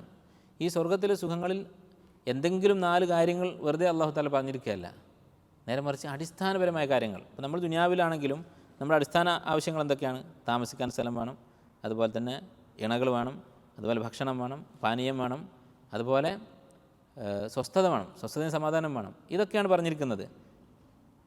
ഹദായിഖ്, തോട്ടങ്ങൾ, അവിടെയാണ് അവർ താമസിക്കുന്നത്. അതുപോലെ അനാബ്, പഴങ്ങൾ, അതാണ് അവരുടെ ഭക്ഷണം. കാരണം സ്വർഗ്ഗത്തിൽ വിശപ്പില്ല, അതുകൊണ്ടാണ് സ്വർഗ്ഗത്തിൽ പഴങ്ങളെക്കുറിച്ച് വീണ്ടും വീണ്ടും പറയുന്നത്. കാരണം സ്വർഗ്ഗത്തിൽ അടിസ്ഥാനപരമായി ഭക്ഷണം കഴിക്കുന്നത് വിശപ്പ് മാറ്റാൻ വേണ്ടിയിട്ടല്ല, മറിച്ച് രുചിക്ക് വേണ്ടി മാത്രമാണ്. അതുകൊണ്ടാണ് സ്വർഗത്തിലെ മാംസത്തെക്കുറിച്ച് പറഞ്ഞതിൽ കൂടുതൽ ഫവാക്കിഹ് പഴങ്ങളെന്ന് പറയാനുള്ള കാരണം. അപ്പോൾ ഭക്ഷണം. വക്കവാഇബ അത്രാബ അവിടെയുള്ള സ്ത്രീകളെക്കുറിച്ച് പറഞ്ഞു, ഇണകൾ. വക്കഅസൻ ദിഹാഖ പാനീയത്തെക്കുറിച്ച് പറഞ്ഞു. ലാ യസ്മഊന ഫിഹാ ലഗ്വൻ വലാ കിദ്ദാബ അവിടുത്തെ സ്വസ്ഥതയെക്കുറിച്ച് സമാധാനത്തെക്കുറിച്ച് പറഞ്ഞു. അപ്പോൾ അടിസ്ഥാനപരമായ കാര്യങ്ങളാണ് അല്ലാഹു തആല ഇവിടെ പറഞ്ഞിട്ടുള്ളത്. ഇനി മറ്റൊരു ഫായിദ, ചില ആളുകൾ ഖുർആനെ പരിഹസിക്കും, അതുപോലെ ഇസ്ലാമിനെ പരിഹസിക്കും. നമുക്കറിയാം നിഷേധികളായ ആളുകൾ അവർ പറയുന്നൊരു കാര്യം, ഖുർആനിൽ സ്വർഗത്തെക്കുറിച്ച് പറയുമ്പോൾ സ്വർഗത്തിലുള്ള ശാരീരികമായ ഭൗതികമായ ആസ്വാദനങ്ങളെക്കുറിച്ചാണ് പറയുന്നത്. അല്ല മറ്റ് മതങ്ങളിൽ പലതും ഇങ്ങനെയൊന്നുമില്ല. അവരുടെ അടിസ്ഥാന ലക്ഷ്യം ആത്മീയമായ ലക്ഷ്യമാണ്, അഥവാ സ്വന്തം ആത്മാവ് ദൈവത്തിൽ ലയിച്ചു ചേരുക. അതൊക്കെയാണ് പല മതങ്ങളിലുമുള്ളത്. ഇസ്ലാമിൽ നിങ്ങളിങ്ങനെ ശരീരം കൊണ്ടുള്ള സുഖങ്ങളെക്കുറിച്ചാണ് പറയുന്നത്, ഭക്ഷണത്തെക്കുറിച്ച്, സ്ത്രീകളെക്കുറിച്ച് ഇങ്ങനെ പറയുന്ന ആളുകളെ കാണാം. അവർ ഇങ്ങനെ പറയുമ്പോൾ രണ്ട് കാര്യങ്ങളാണ് അവർ ഉദ്ദേശിക്കുന്നത് ഈ വിമർശനം കൊണ്ട്. ഒന്ന്, ഈ കാര്യങ്ങൾ സ്വർഗത്തിൽ ഉണ്ട് എന്ന് പറയുന്ന ഈ സുഖങ്ങൾ, അത് പ്രത്യേകിച്ച് സ്ത്രീകളെക്കുറിച്ച് പറഞ്ഞത്, ഹൂർലീനെക്കുറിച്ചൊക്കെ പറഞ്ഞത്, അത് വളരെ താഴ്ന്ന കാര്യങ്ങളാണ്, മനുഷ്യൻ്റെ ഉന്നതമായ ലക്ഷ്യങ്ങളല്ല. അഥവാ ഒരാളുടെ ആത്മാവ് മോക്ഷം നേടുക എന്നുള്ളതാണ് അടിസ്ഥാന കാര്യം. അതിനെക്കുറിച്ച് പറയുന്നതിനേക്കാൾ, അല്ലെങ്കിൽ അതിനെക്കുറിച്ച് പറയുന്നതിന് പുറമെ നിങ്ങൾ ഈ വക കാര്യങ്ങളെക്കുറിച്ച് പറഞ്ഞു എന്നുള്ളത് മോശമായിട്ടാണ് അവർ കാണുന്നത്. മനുഷ്യൻ്റെ ന്യൂനതകളാണ് ഇതെല്ലാം. വിശക്കുക, അതുപോലെ പിന്നെ ഇണകളായി ജീവിക്കുക എന്നുള്ളതൊക്കെ മനുഷ്യൻ്റെ ന്യൂനതകളാണ്. അതൊന്നും ഉണ്ടാവാൻ പാടില്ല സ്വർഗത്തിൽ. ഇതാണ് അവരുടെ ഒരു ആരോപണം, അവരുദ്ദേശിക്കുന്ന ഒരു കുഴപ്പം. രണ്ടാമത്തെ കുഴപ്പം, സ്വർഗത്തിലുള്ള പുരുഷന്മാരെക്കുറിച്ച് പറഞ്ഞിട്ടില്ല. സ്ത്രീകൾക്ക് സ്വർഗത്തിൽ എങ്ങനെയുള്ള ഇണകളെയാണ് കിട്ടുക എന്നുള്ളത് വിശദീകരിച്ചിട്ടില്ല. ഇതാണ് രണ്ട് പ്രശ്നങ്ങൾ. ഈ രണ്ട് പ്രശ്നവും യഥാർത്ഥത്തിൽ ബാത്തിലാണ്. എന്തുകൊണ്ട്? ഒന്നാമത്തെ കാര്യം, സ്വർഗത്തിലുള്ള ഈ സുഖങ്ങൾ അത് വളരെ തരം താഴ്ന്ന കാര്യങ്ങളാണ്, മനുഷ്യൻ്റെ ന്യൂനതകളുമായി ബന്ധപ്പെട്ട കാര്യങ്ങളാണ് എന്നുള്ള ഈ ആരോപണം. അതിനുള്ള മറുപടി എന്താണ്? സ്വർഗത്തിൽ അല്ലാഹു തആല ഒരുക്കി വെച്ചിട്ടുള്ള ഏറ്റവും വലിയ ആസ്വാദനം ഇതല്ല എന്ന് മുസ്ലിമീങ്ങൾക്ക് എല്ലാവർക്കും അറിയാം. ഒരു ചെറിയ കുട്ടിയോട് നമ്മൾ ചോദിക്കുകയാണ്, നീ എന്തിനാണ് മദ്രസയിൽ പോകുന്നത്, എന്തിനാണ് ഖുർആൻ ഓതുന്നതെന്ന് ചോദിച്ചാൽ എന്താ പറയുക? അള്ളാഹിൻ്റെ വജ്ഹിന് വേണ്ടി എന്നാ പറയാം. അള്ളാഹിൻ്റെ വജ്ഹ് എന്ന് പറഞ്ഞാൽ എന്താണ്? അള്ളാഹുവിനെ കണ്ടുമുട്ടുക, അള്ളാഹുവുമായി നേർക്കുനേരെ സംസാരിക്കുക. ഇതാണ് സ്വർഗത്തിലെ ഏറ്റവും വലിയ സുഖം. ആ സുഖത്തിന് വേണ്ടിയാണ് നമ്മൾ അധ്വാനിക്കുന്നത്. നീ എന്തിനാണ് നിസ്കരിക്കുന്നതെന്ന് ചോദിച്ചാൽ ഒരു ഏറ്റവും ജാഹിലായ മുസ്ലിമായ ഒരു കുട്ടി അല്ലെങ്കിൽ ഒരു വയസ്സായ മുസ്ലിം സ്ത്രീ അവർ പോലും പറയില്ല എന്ത് സ്വർഗത്തിലെ മുന്തിരി കഴിക്കാനാണ്. ആരെങ്കിലും പറയോ? ഒരിക്കലും പറയില്ല. അള്ളാഹിൻ്റെ വജ്ഹ് എന്നേ പറയുള്ളൂ. അപ്പോൾ ഇത് മുസ്ലിമുകളിൽ അറിയപ്പെട്ട കാര്യമാണ്. നമ്മുടെ അടിസ്ഥാന ലക്ഷ്യം അള്ളാഹുവിനെ കണ്ടുമുട്ടുക എന്നുള്ളതാണ്. അങ്ങനെ തന്നെ കാണാൻ വരുന്നവർക്ക് അള്ളാഹു തആല അവിടെ അവൻ്റെ മാന്യതയ്ക്ക് യോജിച്ച സുഖങ്ങൾ ഒരുക്കി വെച്ചിരിക്കുന്നു, അത്രയേ ഉള്ളൂ. രണ്ടാമത്തെ കാര്യം, ഇത്തരം ശാരീരികമായ സുഖങ്ങളും ആസ്വാദനങ്ങളും അത് മനുഷ്യൻ്റെ ഫിത്രത്തിൻ്റെ ഭാഗമാണ്. അള്ളാഹു തആല മനുഷ്യൻ്റെ ഫിത്രത്തിൽ നിക്ഷേപിച്ചിട്ടുള്ള കാര്യങ്ങളാണ്. അത് ചീത്ത കാര്യങ്ങളല്ല, മനുഷ്യൻ്റെ പ്രകൃതത്തിൻ്റെ ഭാഗമാണ്. അതുപോലെ തന്നെ ഇനി രണ്ടാമത്തെ പ്രശ്നം, എന്തുകൊണ്ട് സ്ത്രീകൾക്ക് പുരുഷന്മാരുണ്ട് അവിടെ എന്ന് പറഞ്ഞിട്ടില്ല? സ്ത്രീകൾക്ക് അവിടെ പുരുഷന്മാരുണ്ടാകും. അവരുടെ ഭർത്താക്കന്മാർ സ്വർഗാവകാശികളാണെങ്കിൽ അവരുണ്ടാകും. അല്ലെങ്കിൽ സ്വർഗത്തിലുള്ള മറ്റേതെങ്കിലും ഒരു പുരുഷൻ്റെ കൂടെ ആയിരിക്കും. അതിൽ സംശയമില്ല. സ്വർഗത്തിൽ ഒറ്റപ്പെട്ട് ആരും ഉണ്ടാവുകയില്ല എന്നൊരു ഹദീസിൽ വന്നിട്ടുണ്ട്. ഇണകളായിട്ടേ സ്വർഗത്തിലുണ്ടാവുകയുള്ളൂ. എന്നാലും എന്തുകൊണ്ട് സ്ത്രീകളെക്കുറിച്ച് വർണ്ണിച്ചതുപോലെ പുരുഷന്മാരെക്കുറിച്ച് വർണ്ണിച്ചിട്ടില്ല? ഇതും തീർത്തും അടിസ്ഥാനരഹിതമായൊരു ചോദ്യമാണ്. നിങ്ങൾ ആലോചിച്ച് നോക്കൂ, ഈ ലോകത്തുള്ള സാഹിത്യ സൃഷ്ടികൾ, കവിതകൾ, കഥകൾ, പഴയകാലം മുതലുള്ള സാഹിത്യ രചനകൾ, ഇതിൽ എവിടെയെങ്കിലും പുരുഷന്മാരെ വർണ്ണിച്ച് ആരെങ്കിലും കേട്ടിട്ടുണ്ടോ? ഇങ്ങനെ ഇന്ന സിഫാത്തുകളുള്ള പുരുഷന്മാർ എവിടെയില്ല. എന്തുകൊണ്ടില്ല? അതുതന്നെയാണ് ഇതിനുള്ള ഉത്തരം. അത് വായിച്ച് ആസ്വദിക്കാൻ ആളില്ല. കാരണം സ്ത്രീകൾ അത് ഇഷ്ടപ്പെടുന്നില്ല. സ്ത്രീകൾ അവരുടെ ലജ്ജ കാരണം അവർ പുരുഷൻ്റെ വർണ്ണനകൾ ആഗ്രഹിക്കുന്നില്ല. നമ്മൾ അങ്ങാടിയിൽ ഇറങ്ങിയാൽ നമുക്ക് സ്ത്രീകളുടെ ഇഷ്ടം പോലെ ഫോട്ടോ കാണാൻ പറ്റും. നമ്മൾ സോഷ്യൽ മീഡിയ തുറന്നാൽ, നമ്മുടെ ഫോൺ തുറന്നാൽ നമ്മൾ ആഗ്രഹിക്കാതെ സ്ത്രീകളുടെ ചിത്രങ്ങൾ കാണാം. ഇതുപോലെ പുരുഷന്മാരത് കാണാൻ പറ്റുന്നുണ്ടോ? എന്തുകൊണ്ട് പറ്റുന്നില്ല? ഔറത്ത് വെളിവാക്കിക്കൊണ്ട് പുരുഷന്മാരുടെ രൂപങ്ങൾ നമുക്ക് കാണാൻ പറ്റാത്തത് എന്തുകൊണ്ടാണ്? അത് വളരെ ലളിതമായ യുക്തിയാണ് അതിന് പിന്നിലുള്ളത്, വിശദീകരിക്കേണ്ട ആവശ്യമില്ല. അതാണ് മറ്റൊരു കാര്യം. ഇനി ഈ ആയത്തുകളിൽ നിന്ന് മനസ്സിലാക്കാവുന്ന മറ്റ് പ്രധാനപ്പെട്ട ഒരു കാര്യം, ലാ യസ്മഊന ഫീഹാ ലഗ്വൻ വലാ കിദ്ദാബ എന്ന് പറഞ്ഞു. നമ്മൾ പറഞ്ഞു ലഗ്വ് എന്ന് പറഞ്ഞാൽ നിരർത്ഥകമായ സംസാരം, പ്രയോജനമില്ലാത്ത സംസാരം. അപ്പോൾ പ്രയോജനമില്ലാത്ത സംസാരങ്ങൾ അത് സ്വർഗത്തിലുണ്ടാവുകയില്ല എന്ന് അല്ലാഹു പറയുന്നത് ഈ ഹൂർലൈൻ്റെ കൂടെയും അതുപോലെ തന്നെ സ്വർഗത്തിലെ മുന്തിരികളുടെ കൂടെയും സ്വർഗത്തിലെ തോട്ടത്തിൻ്റെ കൂടെയൊക്കെയാണ് ഈ വിഷയം പറയുന്നത്. അതിൻ്റെ അർത്ഥം എന്താണ്? നിരർത്ഥകമായ സംസാരം എന്ന് പറയുന്നത് ഒരു അദാബാണ്. അതില്ലാതാവുക എന്ന് പറയുന്നത് ഹൂർലീനെ കിട്ടിയതുപോലെ അല്ലെങ്കിൽ സ്വർഗം കിട്ടിയതുപോലെയുള്ള വലിയൊരു കാര്യമാണ്. അപ്പോൾ ദുനിയാവിലും നമുക്ക് വളരെയധികം സുഖത്തോടു കൂടി ജീവിക്കാനുള്ള ഒരു മാർഗ്ഗമാണ് ഈ ബാത്തിലായ സംസാരം ഒഴിവാക്കുക എന്നുള്ളത്. അതുകൊണ്ടാണ് ചില പണ്ഡിതന്മാർ പറഞ്ഞത്, സൂറത്തുൽ മുഅ്മിനൂനിൽ അല്ലാഹു തആല ഖുശൂഇനെ കുറിച്ച് പറഞ്ഞപ്പോൾ, നമസ്കാരത്തിലെ ഖുശൂഇനെ കുറിച്ച് പറഞ്ഞപ്പോൾ എന്താണ് പറഞ്ഞത്? ഖദ് അഫ്ലഹൽ മുഅ്മിനൂൻ അല്ലദീന ഹും ഫീ സ്വലാത്തിഹിം ഖാശിഊൻ അല്ലദീന ഹും അനിൽ ലഗ്വി മുഅ്രിദൂൻ വല്ലദീന ഹും ലിസക്കാത്തി ഫാഇലൂൻ. അവർ നമസ്കാരത്തിൽ ഭക്തിയുള്ള ഖുശൂ ഉള്ള ആളുകളായിരിക്കും. ഒന്ന്. രണ്ടാമത്തെ സിഫത്ത് വല്ലദീന ഹും അനിൽ ലഗ്വി മുഅ്രിദൂൻ, അവർ നിരർത്ഥകമായ ബാത്തിലായ സംസാരങ്ങൾ ഉപേക്ഷിക്കുന്നവരായിരിക്കും. മൂന്നാമത്തേത് വല്ലദീന ഹും ലിസക്കാത്തി ഫാഇലൂൻ, സക്കാത്ത് കൊടുക്കുന്നവരായിരിക്കും. ഖുർആനിൽ മറ്റെല്ലാ സ്ഥലങ്ങളിലും നമസ്കാരത്തെക്കുറിച്ചും സക്കാത്തിനെക്കുറിച്ചും പറഞ്ഞിട്ടുണ്ടെങ്കിൽ അതിൻ്റെ ഇടയിൽ വേറെ ഒന്നും ഉണ്ടാവില്ല. നമസ്കാരവും സക്കാത്തും ഒന്നിച്ചാണ്. എന്തുകൊണ്ട് ഇവിടെ മാത്രം ഒരു ലഘു അതിൻ്റെ ഇടയിൽ പരാമർശിച്ചു? ഉലമാക്കൾ പറയുന്നത് ഈ ലഘു ഉപേക്ഷിക്കുക എന്നുള്ളത് ഖുശൂ കിട്ടാനുള്ള സബബാണ്. അനാവശ്യമായ സംസാരം ഉപേക്ഷിച്ച ഒരാൾക്ക് നമസ്കാരത്തിൽ ഖുശൂ ഉണ്ടാകും. എല്ലാ സമയത്തും അനാവശ്യ സംസാരങ്ങൾ ഉപേക്ഷിച്ചാൽ. അപ്പോൾ പ്രത്യേകിച്ച് ഇന്നത്തെ കാലത്ത് നമ്മൾ വളരെയധികം സൂക്ഷിക്കേണ്ട ഒരു കാര്യമാണ്. കാരണം ഈ ലഘുവിൻ്റെ പുതിയ പുതിയ രൂപങ്ങൾ ഇന്ന് നമുക്ക് സോഷ്യൽ മീഡിയയിലും അല്ലാത്ത സ്ഥലത്തും ധാരാളമായി കാണാൻ സാധിക്കും. മുമ്പ് കാലത്ത് ഇങ്ങനെയുള്ള സംസാരങ്ങൾ അത് ഇന്നത്തെ അപേക്ഷിച്ച് എത്രയോ കുറവായിരുന്നു. എന്നിട്ട് പോലും പണ്ഡിതന്മാർ വലിയൊരു വിഷയമായി ഇത് ചർച്ച ചെയ്തിട്ടുണ്ട്. ഇമാം ഇബ്നു തൈമിയ്യ റഹിമഹുല്ലാ അദ്ദേഹത്തിൻ്റെ മജ്മൂ ഫത്താവയിൽ 1-ാം വാള്യത്തിൽ പറയുന്നൊരു വാക്ക്, ഒരു സംസാരം ഞാൻ വായിക്കാം. അദ്ദേഹം പറയാണ്, ഫൈനൽ ഇൻസാന ഇദാലം യഖഫ് മിൻ അല്ലാഹ്, ഒരു അടിമ മനുഷ്യൻ അവൻ അള്ളാഹുവിനെ പേടിയില്ലാതായാൽ ഇത്തബഅ ഹവാ, അവൻ തൻ്റെ ഹവ പിന്തുടരും, തനിക്ക് തോന്നിയതൊക്കെ ചെയ്ത് നടക്കും. വലസിയമ്മ ഇദാഖാന താലിബൻ മാലം യഹ്സുല്ലഹു, പ്രത്യേകിച്ച് തനിക്ക് നിലവിൽ കിട്ടിയിട്ടില്ലാത്ത കാര്യങ്ങൾ ആഗ്രഹിക്കുന്ന ഒരാളാണെങ്കിൽ, തനിക്ക് ഇപ്പോൾ നിലവിലുള്ള സുഖങ്ങളൊന്നും പോരാ എന്ന് വിചാരിക്കുന്ന ഒരാളാണെങ്കിൽ പ്രത്യേകിച്ച് ഹവയെ പിന്തുടരൽ കൂടുതലായിരിക്കും. ഫൈന്ന നഫ്സഹു തബഖ താലിബത്തൻ ലിമാ തസ്തരീഹു ബിഹ്, അവൻ്റെ നഫ്സ്, അവൻ്റെ മനസ്സ് ഒരു സമാധാനം അന്വേഷിച്ചുകൊണ്ടിരിക്കും, ആസ്വാദനങ്ങൾ പുതിയത് അന്വേഷിച്ചുകൊണ്ടിരിക്കും. വതദ്ഫഉ ബിഹിൽ ഗമ്മ വൽ ഹുസ്ന അൻഹ, തൻ്റെ വിഷമങ്ങളൊക്കെ മാറാനുള്ള മാർഗ്ഗങ്ങൾ എന്താണെന്ന് അന്വേഷിച്ചുകൊണ്ടിരിക്കും. അള്ളാഹിനെ പേടിയില്ല, അപ്പോൾ ഹവ അനുസരിച്ച് മുന്നോട്ട് പോകും. അപ്പോൾ അവനെന്ത് ചെയ്യും? ദുഃഖങ്ങളുണ്ടാകും. പാപങ്ങളുടെ അനന്തരഫലമാണ് ദുഃഖങ്ങളും വിഷമങ്ങളും. അത് മാറ്റാൻ വേണ്ടി അവൻ പുതിയ പുതിയ പാപങ്ങൾ ചെയ്തുകൊണ്ടിരിക്കും. വലൈസ ഇൻദഹ മിൻ ദിക്രില്ലാഹി വ ഇബാദത്തിഹി മാ തസ്തരീഹു ഇലൈഹി വബിഹി, അള്ളാഹുവിനെക്കുറിച്ചുള്ള ദിക്റും അള്ളാഹുവിനുള്ള ഇബാദത്തും ഒന്നുമില്ല ഈ മനുഷ്യൻ്റെ അടുത്ത്. റാഹത്ത് കിട്ടാൻ വേണ്ടി ഇങ്ങനെയുള്ള ദീനിയായിട്ടുള്ള മാർഗ്ഗങ്ങളൊന്നും അവനില്ലതാനും. അങ്ങനെ ആകുമ്പോൾ ഫയസ്തരീഹു ഇലൽ മുഹറമാത്ത്, അവൻ ഹറാമുകൾ കൊണ്ടാണ് റാഹത്ത് തേടുക, റാഹത്ത് ഉണ്ടാക്കാൻ ശ്രമിക്കുക. മിൻ ഫിഅലിൽ ഫവാഹിഷ്, ഫാഹിഷത്തുകൾ ചെയ്തുകൊണ്ട്, വഷുർബിൽ അൽ മുഹറമാത്ത്, ഹറാമായ കാര്യങ്ങൾ കുടിച്ചുകൊണ്ട്, കള്ളും മറ്റുമൊക്കെ ലഹരിയൊക്കെ ഉപയോഗിച്ചുകൊണ്ട്, വഖൗലി സൂർ, അതുപോലെ മോശമായ വാക്കുകൾ പറഞ്ഞുകൊണ്ട്. ഇനി അടുത്ത വാക്ക് നോക്കൂ, വദിക്രി മാജറയാത്തിൻ നഫ്സ്, മാജറയാത്തുകൾ പറഞ്ഞുകൊണ്ട്. എന്താണ് മാജറയാത്ത് എന്ന് പറഞ്ഞാൽ? അത് അറബിയിലൊരു 2 വാക്ക് കൂടി ഉണ്ടായതാണ്. മാ ജറ, ജറ എന്ന് പറഞ്ഞാൽ നടന്നത്, സംഭവിച്ചത്.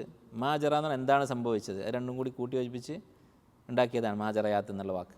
അഥവാ നാട്ടിൽ നടന്ന കാര്യങ്ങളൊക്കെ എന്തൊക്കെയാണ് ഇപ്പോൾ സംഭവിച്ചുകൊണ്ടിരിക്കുന്നത്, നമ്മളെ ഭാഷയിൽ കറണ്ട് അഫയേഴ്സ് എന്ന് പറയുന്ന സംഭവം, എന്തൊക്കെയാണ് പുതിയ അപ്ഡേറ്റ്സ്, അതിനെക്കുറിച്ച് സംസാരിച്ചുകൊണ്ട് ഇന്നത്തെ കാലത്തെ വേണമെങ്കിൽ രാഷ്ട്രീയം ചർച്ച എന്ന് പറയാം, രാഷ്ട്രീയ ചർച്ചകളെന്ന് പറയാം. ഇങ്ങനെയൊക്കെയുള്ള കാര്യങ്ങൾ പറഞ്ഞുകൊണ്ട് എന്ത് ചെയ്യും? അവൻ്റെ മനസ്സിലുള്ള ഈ പ്രയാസം, അള്ളാഹ്ക്ക് ഇബാദത്ത് ചെയ്യാത്തത് കൊണ്ടും അള്ളാഹിൻ്റെ ദിക്റില്ലാത്തത് കൊണ്ടും അവൻ അനുഭവിക്കുന്ന ഈ ശൂന്യത, അത് നികത്താൻ വേണ്ടി അവൻ പലതും പറഞ്ഞുകൊണ്ടിരിക്കും. വൽ ഹസ്ലി വൽ ലഅബി, അതുപോലെ കളിയും തമാശയും, മുഖാലത്തത്തി ഖുറന ഇസു, അതുപോലെ മോശപ്പെട്ട ആളുകളുമായുള്ള കൂട്ടുകെട്ട്, ഇങ്ങനെയുള്ള വഴികളിലൂടെയൊക്കെ ഒരാശ്വാസം അവൻ അന്വേഷിച്ചുകൊണ്ടിരിക്കും. വഗൈരി ദാലിക്, ഇങ്ങനെയുള്ള പല കാര്യങ്ങളും. വലാ യസ്തഗ്നിൽ ഖൽബ്, ഇതിൽ നിന്നൊന്നും അവൻ ഉദ്ദേശിച്ച ലക്ഷ്യം അവന് ലഭിക്കുകയില്ല. ഇല്ലാ ബി ഇബാദത്തില്ലാഹി തആല, അള്ളാഹുവിനെ ഇബാദത്ത് ചെയ്താലല്ലാതെ, മനസ്സിൽ തട്ടി അള്ളാഹുവിനോട് അടുത്താലല്ലാതെ അവന് ഒരു രക്ഷയുമില്ലതാണ്. അപ്പോൾ ഇബ്നു തൈമിയ്യ റഹിമഹുല്ലാഹ് ഇവിടെ പിന്നെ വലിയ വലിയ പാപങ്ങളുടെ കൂടെ ഫവാഹിഷുകൾ, ഇങ്ങനെയുള്ള കാര്യത്തിൻ്റെ ഇടയിലാണ് ഈ അനാവശ്യ സംസാരത്തെക്കുറിച്ച് പറഞ്ഞിരിക്കുന്നത്. അത് മനുഷ്യൻ്റെ ആത്മീയമായ ശൂന്യത കാരണം ഉണ്ടാകുന്ന ഒരു അദാബാണ് ഈ സംഭവം. അതുപോലെ ഇബ്നുൽ ഖയ്യിം റഹിമഹുല്ലാഹ് അദ്ദേഹത്തിൻ്റെ അറിയപ്പെട്ട ഒരു കിതാബിൽ റിസാലത്തു ഇബ്നുൽ ഖയ്യിം ഇലാ അഹദി ഇഖ്വാനിഹി എന്ന പേരിൽ അറിയപ്പെട്ടിട്ടുള്ള ഇബ്നുൽ ഖയ്യിമിൻ്റെ റിസാലയുണ്ട്. അദ്ദേഹം തൻ്റെ ഒരു സുഹൃത്തിന് അയച്ചൊരു കത്ത്. അതിൽ ഇബ്നുൽ ഖയ്യിം പറയുന്നു, അദ്ദേഹം ഈ കിതാബ് തുടങ്ങുന്നത് എങ്ങനെയാണ്? ബിസ്മില്ലാഹിർ റഹ്മാനിർ റഹീം, അള്ളാഹുൽ മസ്ഊൽ അൽ മർജൂൽ ഇജാബ, അള്ളാഹുവിനോട് ഞാൻ പ്രാർത്ഥിക്കുകയാണ്. അൻ യുഹ്സിന ഇലൽ അഖ് അലാ ഉദ്ദീൻ, അദ്ദേഹത്തിൻ്റെ പേരാണ്, അലാ ഉദ്ദീൻ എന്ന് പറയുന്ന സഹോദരന് നന്മ ചെയ്യാൻ, ഫിദ്ദുനിയ വൽ ആഖിറ, വയൻഫഅ ബിഹി, അവനെക്കൊണ്ട് ഉപകാരമുണ്ടാകാൻ വേണ്ടി അള്ളാഹുവിനോട് പ്രാർത്ഥിക്കുകയാണ്. വയജ്അലഹു മുബാറക്കൻ ഐനമാക്കാൻ, എവിടെയായിരുന്നാലും ബറക്കത്തുള്ള അവസ്ഥയിൽ ജീവിക്കാൻ നിനക്ക് വേണ്ടി ഞാൻ പ്രാർത്ഥിക്കുകയാണ്. എന്നിട്ട് അദ്ദേഹം എന്താണ് ബറക്കത്ത് എന്ന് വിശദീകരിക്കുകയാണ്. ഫഇന്ന ബറക്കത്ത റജുൽ, ഒരു മനുഷ്യൻ്റെ ബറക്കത്ത് എന്ന് പറഞ്ഞാൽ, ബറക്കത്തുള്ളവനാക്കുക എന്ന് പറഞ്ഞാൽ അവനെ തൊട്ടുമുത്താനല്ല. യഥാർത്ഥ ബറക്കത്ത് എന്ന് പറയുന്നത്, ഒരു മനുഷ്യൻ്റെ ബറക്കത്ത് എന്ന് പറഞ്ഞാൽ തഅലീമഹു ലിൽ ഖൈരി ഹൈസു ഹൽ, അവൻ എവിടെ പോയാലും ഖൈർ പഠിപ്പിക്കുക. ഏത് നാട്ടിലെത്തിയാലും ഏത് സാഹചര്യത്തിലായാലും അവൻ്റെ ചുറ്റുമുള്ള ആളുകൾക്ക് ഖൈർ പറഞ്ഞു കൊടുക്കുക. ഖൈർ പഠിപ്പിക്കുക എന്ന് പറഞ്ഞാൽ ക്ലാസ് എടുക്കുക എന്നല്ല അർത്ഥം. നമ്മുടെ കൂടെയുള്ള ആളുകൾക്ക് നമുക്കറിയാവുന്ന ഖൈർ പറഞ്ഞു കൊടുക്കുക. അവരുടെ ജീവിതത്തിൽ എന്തെങ്കിലും ഒരു കുറവ് കാണുന്നുണ്ടെങ്കിൽ, നമുക്കത് മനസ്സിലായിട്ടുണ്ടെങ്കിൽ ഉപദേശിക്കുക, നസീഹത്ത് കൊടുക്കുക. അതാണ് ഒരു മനുഷ്യൻ്റെ ബറക്കത്ത്. വനുസ്ഹുഹു ലിക്കുല്ലി മൻ ഇജ്തമഅ ബിഹി, അവൻ്റെ കൂടെ സഹവസിക്കുന്നവരോടെല്ലാം ഗുണകാംക്ഷ കാണിക്കുക. ഖാല അല്ലാഹു തആല ഇഖ്ബാറൻ അനിൽ മസീഹ് അലൈഹിസ്സലാം, ഈസാ അലൈഹിസ്സലാമിനെ കുറിച്ച് അല്ലാഹു തആല പറഞ്ഞു, വജഅലനി മുബാറകൻ ഐനമാ കുന്ത്, ഞാൻ എവിടെയായിരുന്നാലും അള്ളാഹു എന്നെ ബർക്കത്തുള്ളവനാക്കി എന്ന് ഈസാ അലൈഹിസ്സലാം പറഞ്ഞു. ഐ മുഅല്ലിമൻ ലിൽ ഖൈർ, ഈ ആയത്തിൻ്റെ തഫ്സീർ നോക്കിയാൽ കാണാം സലഫുകളൊക്കെ പറഞ്ഞത് മുഅല്ലിമൻ ലിൽ ഖൈർ. ഈസാ അലൈഹിസ്സലാം പോകുന്ന സ്ഥലത്തൊക്കെ അദ്ദേഹത്തെ തൊട്ട് ആളുകൾ മുത്തിരുന്നു എന്നല്ല പറയുന്നത്. അടിസ്ഥാനപരമായി അമ്പിയാക്കളുടെ ശരീരം ബർക്കത്തുള്ളതാണ്. പക്ഷേ തഫ്സീറുകൾ കാണുന്നത് മുഅല്ലിമൻ ലിൽ ഖൈർ, അതാണ് ഏറ്റവും വലിയ ബർക്കത്ത്. ഖൈർ പഠിപ്പിക്കുന്നവനാക്കി മാറ്റി. ദാഇയൻ ഇലല്ലാഹ്, അള്ളാഹുലേക്ക് ക്ഷണിക്കുന്നവനാക്കി. മുദക്കിറൻ ബിഹി മുറഗ്ഗിബൻ ഫി താഅത്തിഹി, അള്ളാഹുവിനെക്കുറിച്ച് ആളുകളെ ഓർമ്മിപ്പിക്കുന്നവനാക്കി. അതുപോലെ അള്ളാഹുവിന് താഅത്ത് ചെയ്യാൻ, അള്ളാഹുവിന് ഇഷ്ടമുള്ള ഇബാദത്തുകൾ ചെയ്യാൻ ആളുകളെ പ്രോത്സാഹിപ്പിക്കുന്നവനാക്കി മാറ്റി. അല്ലേ, നമുക്ക് അറിയാവുന്ന സുന്നത്തുകൾ, ഒരു ദിവസം തിങ്കളാഴ്ചയാണ്, നമ്മൾ നോമ്പ് പറ്റിയിട്ടുണ്ട്, നമ്മൾ കൂടെയുള്ള ഒരാൾക്ക് തിങ്കളാഴ്ച നോമ്പിനെ കുറിച്ച് പറഞ്ഞു കൊടുക്കുക. അത് നമുക്ക് എല്ലാവർക്കും ചെയ്യാവുന്ന കാര്യമാണ്. ഇങ്ങനെയുള്ള ഒരു അവസ്ഥ എനിക്ക് തന്നു എന്നാണ് ഈസാ അലൈഹി സ്വലാം പറഞ്ഞിരിക്കുന്നത്. അങ്ങനെ തന്നെ ആക്കട്ടെ എന്ന് ഇബ്നു ഖയ്യിം റഹിമഹുല്ലാഹ് പ്രാർത്ഥിക്കുകയാണ് തൻ്റെ സുഹൃത്തിന് വേണ്ടി. ഫഹാദ മിൻ ബറക്കത്തിർ റജുൽ, ഇതാണ് മനുഷ്യൻ്റെ ബറക്കത്ത് എന്ന് പറഞ്ഞാൽ. ഒരു വ്യക്തിക്ക് ബറക്കത്തുണ്ട് എന്ന് പറഞ്ഞാൽ ഇതാണ്. എവിടെയായിരുന്നാലും ഖൈർ പഠിപ്പിക്കുക, ഖൈർ ആളുകൾ ഓർമ്മിപ്പിക്കുക. വമൻ ഖലാ മിൻ ഹാദ, ഇനി നോക്കൂ, ആർക്കാണോ ഈ സ്വഭാവം ഇല്ലാത്തത്, ഒരാൾ തീരുമാനിക്കുക ഇങ്ങനെ ഈസാ നബിൻ്റെ പോലെ ബറക്കത്തുള്ള ആളൊന്നാവണ്ട, എനിക്കൊരു സാധാ മനുഷ്യനായ മതി എന്ന് തീരുമാനിക്കാൻ സാധിക്കുകയില്ല. വമൻ ഖലാ മിൻ ഹാദ, ആർക്കാണോ ഈ ബറക്കത്ത് എന്നുള്ള സിഫത്ത് നഷ്ടപ്പെട്ടത്, ഈ പറഞ്ഞ സ്വഭാവം അഥവാ ആളുകൾക്ക് ഖൈർ പറഞ്ഞു കൊടുക്കുക എന്നുള്ള സ്വഭാവം ആർക്കാണോ ഇല്ലാത്തത്, ഫഖദ് ഖലാ മിനൽ ബറക്ക, അവന് ബറക്കത്തില്ല. ബറക്കത്തില്ല എന്ന് പറഞ്ഞാൽ വമുഹിഖത് ബറക്കത്തു ലിഖാഇഹി വലിജ്തിമാഇ ബിഹി, അവൻ്റെ കൂടെ ഇരിക്കുന്ന ഇരുത്തത്തിന് പിന്നെ ബറക്കത്തുണ്ടാവുകയില്ല. ഈ സ്വഭാവം ഇല്ലാത്ത ഒരാളുടെ കൂടെ ഇരുന്നാൽ അവൻ്റെ കൂടെയുള്ള ആ ഇരുത്തം ബറക്കത്തില്ലാത്ത ഇരുത്തമായിരിക്കും. ബൽ തുംഹഖു ബറക്കത്തു മൻ ലഖിയ, മാത്രമല്ല ബറക്കത്തുള്ളവൻ്റെ ബറക്കത്ത് നഷ്ടപ്പെടും എൻ്റെ കൂടെ ഇരുന്നാൽ. ആളുകൾക്ക് ഇങ്ങനെ നല്ലതൊക്കെ പറഞ്ഞു കൊടുക്കുന്ന സ്വഭാവം നിങ്ങൾക്കുണ്ടെങ്കിൽ ഇങ്ങനെയുള്ള ഒരാളുടെ കൂടെ ഇരുന്നാൽ മതി, ആ സ്വഭാവം കുറഞ്ഞു കുറഞ്ഞു വരും. വജ്തമഅ ബിഹി, അവനോട് സഹവസിച്ചാൽ. ഫഇന്നഹു യുദയ്യിഉൽ വഖ്ത്, കാരണം എന്താണ്, എങ്ങനെയാണ് ബറക്കത്ത് നഷ്ടപ്പെടുന്ന ആ പ്രക്രിയ? ഇവൻ്റെ കൂടെ ഇരിക്കുമ്പോൾ എന്താ സംഭവിക്കുക? യുദയ്യിഉൽ വഖ്ത്, അവൻ സമയം പാഴാക്കും. എന്ത് പറഞ്ഞുകൊണ്ട്, എന്ത് ചെയ്തുകൊണ്ട്? ഫിൽ മാജറയാത്ത്, നേരത്തെ പറഞ്ഞ സംഗതി തന്നെ, നാട്ടിൽ നടക്കുന്ന കാര്യങ്ങളെക്കുറിച്ചൊക്കെ സംസാരിച്ചു, നമ്മളൊക്കെ ഇപ്പോൾ ചെയ്യുന്ന കാര്യം തന്നെ. അങ്ങനെ ഇവൻ കാരണം നമ്മുടെ അടുത്തുള്ള ഖൈറും നഷ്ടപ്പെട്ടുകൊണ്ടിരിക്കും. വയുഫ്സിദുൽ ഖൽബ്, അവൻ നമ്മുടെ ഖൽബിനെ ഫസാദാക്കും. വകുല്ലു ആഫത്തിൻ തദ്ഖുലു അലൽ അബ്ദ്, ഒരു മനുഷ്യനെ ബാധിക്കുന്ന എല്ലാ അപകടങ്ങളും ഫസബബുഹ, അതിൻ്റെ കാരണം രണ്ട് കാര്യങ്ങളാണ്. എന്ത് മുസീബത്ത് നമ്മൾ ബാധിച്ചിട്ടുണ്ടോ, നമ്മുടെ ഈമാൻ കുറഞ്ഞു പോയിട്ടുണ്ടോ, നമ്മൾ പരാതി പറയും, ഇപ്പം പഴയ പോലെ ഈമാനില്ല, പഴയ പോലെ സ്വാലിഹായ അമലുകൾ ഇല്ല, കുറവാണ്. കാരണം രണ്ട് കാര്യങ്ങളാണ്. ഒന്ന് ദയാ ഉൽ വഖ്തി വ ഫസാദുൽ ഖൽബ്, സമയം പാഴാക്കലും സ്വന്തം മനസ്സ് അതിനെ ദുഷിപ്പിക്കലുമാണ്. ഈ രണ്ട് കാര്യങ്ങളാണ്. വ തഊദു ബി ദയാഇ ഹദ്ദിഹി മിനല്ലാഹി വ നുഖ്സാനി ദറജതിഹി വ മൻസിലതിഹി ഇൻദഹു, ഈ രണ്ട് കാര്യങ്ങൾ സംഭവിച്ചാൽ, നമ്മുടെ സമയവും കൽബും പാഴായാൽ അള്ളാഹുവിൽ നിന്ന് അകലും. അതിനനുസരിച്ച് വലിഹാദ, ഇത് കാരണം വസ്സ ബഅദു ശുയൂഖ്, ചില ഷെയ്ഖുമാർ ഉപദേശിക്കാറുണ്ട് അവരുടെ ശിഷ്യന്മാരെ. ഫഖാല, അപ്പോൾ ഉപദേശത്തിൽ പറയും, ഇഹ്ദറു മുഖാലത്തത മൻ തുദയ്യിഉ മുഖാലത്തതുഹു അൽ വഖ്ത് വ തുഫ്സിദുൽ ഖൽബ്, ആരോട് സഹവസിച്ചാലാണോ സമയം നഷ്ടപ്പെടുകയും മനസ്സ് ദുഷിച്ചു പോവുകയും ചെയ്യുന്നത്, അവരോടുള്ള സഹവാസം നിങ്ങൾ സൂക്ഷിക്കുക. ഫഇന്നഹു മതാ അൽ വഖ്തു വ ഫസദൽ ഖൽബ്, ആർക്കാണോ സമയം നഷ്ടമായത്, ആർക്കാണോ അവൻ്റെ മനസ്സ് ഫസാദായത്, ഇൻഫറതത് അലൽ അബ്ദി ഉമൂറുഹു കുല്ലുഹ, അവൻ്റെ മറ്റെല്ലാ കാര്യങ്ങളും നിയന്ത്രണം തെറ്റിപ്പോകും. ഇൻഫറത്ത എന്ന് പറഞ്ഞാൽ ഒരു മാല അതിൻ്റെ ആ കെട്ട് പൊട്ടിച്ചാൽ അതിൻ്റെ നൂല് മുറിച്ച് കഴിഞ്ഞാൽ മുത്ത് ഉതിർന്നു വീഴുന്നതാണ് ഇൻഫറത്ത എന്ന് പറയാം. അവൻ്റെ കാര്യങ്ങളൊക്കെ കൈവിട്ടു പോകും. വകാന മിമ്മൻ ഖാല അല്ലാഹു ഫീഹി, അള്ളാഹു ചില ആളുകളെക്കുറിച്ച് വിവരിച്ചതുപോലെ വർണ്ണിച്ചതുപോലെ ആയിരിക്കും എൻ്റെ അവസ്ഥ. എന്താണ് പറഞ്ഞത്? വലാ തുതി', നോക്കൂ നിങ്ങൾ ഈ ആശയം, അങ്ങനെയുള്ള ആളുകളോട് സാഹസിക്കരുത് എന്ന് പറഞ്ഞത് ഈ ഷെയ്ഖിൻ്റെ വസിയത്ത് സ്വന്തം വകയല്ല. അള്ളാഹു തആല പറഞ്ഞു വലാ തുതി' മൻ അഗ്ഫൽനാ ഖൽബഹു അൻ ദിക്രിന, എൻ്റെ ദിക്റിൽ നിന്ന് ആരുടെ കൽബിനെയാണോ ഞാൻ അശ്രദ്ധയിലാക്കിയത്. അല്ല, ഇതൊക്കെ അള്ളാഹ് ചെയ്യുന്ന കാര്യങ്ങളാണ്. ഇങ്ങനെയുള്ള മോശപ്പെട്ട അവസ്ഥയിൽ നമ്മളായിട്ടുണ്ടെങ്കിൽ അത് അള്ളാഹ് ആക്കുന്നതാണ്. ആരുടെ മനസ്സിനെയാണോ എൻ്റെ ദിക്റിൽ നിന്ന് ഞാൻ അകറ്റിയിട്ടുള്ളത്, വലാ തുതി', അവനെ നീ അനുസരിക്കരുത്. അനുസരിക്കരുത് എന്ന് പറഞ്ഞാൽ അതിൽപ്പെട്ടതാണ് സഹവാസം. അങ്ങനെ സുഹൃത്തുക്കൾ പരസ്പരം അനുസരിക്കും. വത്തബഅ ഹവാഹു, അങ്ങനെ അവൻ തൻ്റെ ഹവയെ പിന്തുടർന്നു. വകാന അംറുഹു ഫുർത്താ, അപ്പോൾ നോക്കൂ, അഗ്ഫൽനാ ഖൽബഹു അൻ ദിക്രിന, ദിക്റില്ല. അതുപോലെ വത്തബഅ ഹവാഹു, അവൻ്റെ ഹവയെ പിന്തുടരുകയാണ്. അങ്ങനെ ചെയ്താൽ വകാന അംറുഹു ഫുർത്താ, അവൻ്റെ കാര്യമൊക്കെ കൈവിട്ട അവസ്ഥയിലായിരിക്കും.